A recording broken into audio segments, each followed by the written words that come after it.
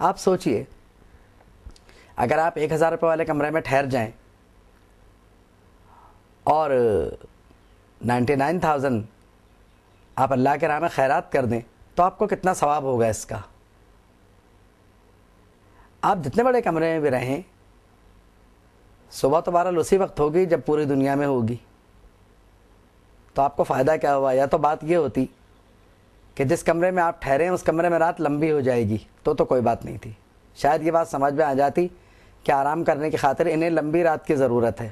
کسی مسجد کے بنانے میں وہ رقم لگا دیتے آپ اور کم کرائے کے کمرے میں ٹھہر جاتے تو کیا بات تھی. یا آپ ایسا ہو جائے کہ آپ جن گھروں میں رہتے ہیں اگر کرائے کے گھر ہیں تو ٹھیک ہے، بہتر گھروں کو ہونا چاہیے، لیکن کوشش کر کے کم سے کم کرائے پہ لیا جائے تاکہ زیادہ سے زیادہ پیسہ اللہ کے راہ میں دیا جا سکے. کیونکہ کچھ نہ کچھ اپنے لیے بھی آگے بھیجتے رہنا چاہیے. اعمال کی صورت میں کچھ اعمال اپنے لیے بھی آگے بھیجنا چاہیے. تو حدیث شریف سے بڑی جیسے کہنا چاہیے کہ بصیرت حاصل ہوتی ہے اور بہت غور کرنے کا موقع ملتا ہے. اور یہ موقع ملتا ہے کہ آپ دیکھیں عمل کا اثر کیسا مرتب ہوتا ہے. ان دونوں پر چغلی اور پیشاب سے نہ بچنے کا عذاب ہو رہا تھا. یہ برے اعمال تھے اور یعنی ان چھوٹے گناہوں کی وجہ سے ان پہ عذاب ہو رہا تھا. بالکل اسی طرح اچھے اعمال کا اثر بھی مرتب ہوتا ہے، اور اچھے اعمال کا اثر وہ تو ہمیں یعنی دکھائی نہیں دیتا، نہ اچھے عمل کا نہ عام طور پہ برے عمل کا. اگر برے اعمال کا اثر مرتب ہوتا ہوا ہمیں نظر آ جائے تو پتہ نہیں ہم شاید قبرستان میں مردے دفنانے کے لیے بھی جانا نہیں چاہیں گے،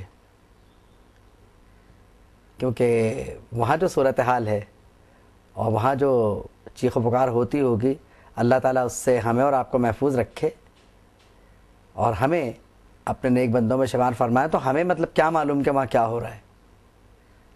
مطلب یہ ہے کہ بعض اوقات لا علمی بھی بڑی مفید ہوتی ہے، اور وہ اس اعتبار سے مفید ہے کہ اگر علم ہو جائے تو بڑی مشکل میں پھنس جائیں گے.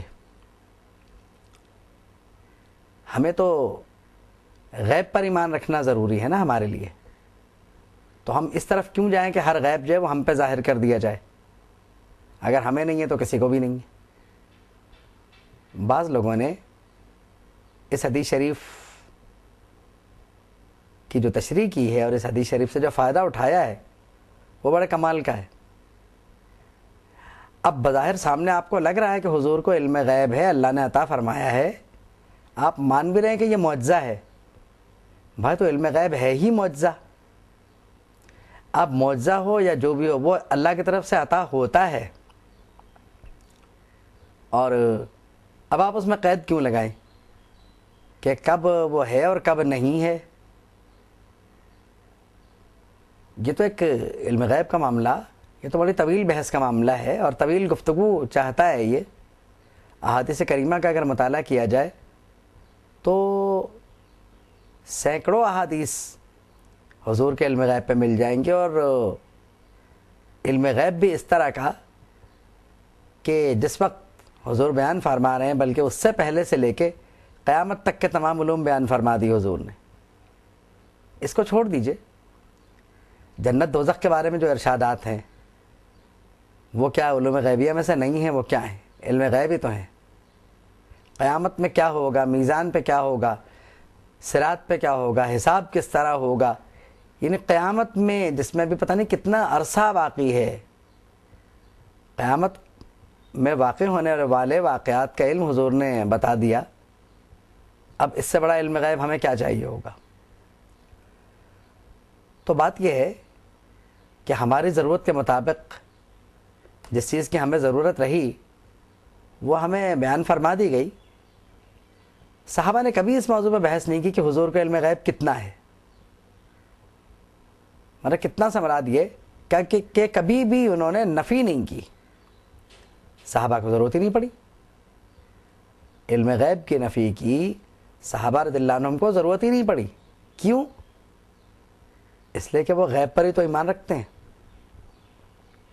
اور جو بتا دیا جائے اس میں بحث نہیں کرتے. حضور سے کبھی صحابہ نے نہیں پوچھا کہ یہ کیوں اور یہ کیوں، آپ کو کیسے معلوم ہوا؟ بات یہ ہے کہ جب حضور کی دعوت پر انہوں نے اسلام ہی قبول کر لیا تو علم غیب ماننے میں کیا حرج ہے؟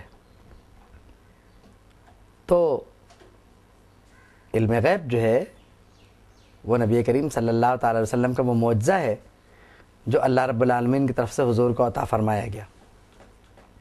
اور یہ جو حدیث شریف ہے یہ اس موضوع پر بڑی صراحت سے گفتگو کرتی ہے.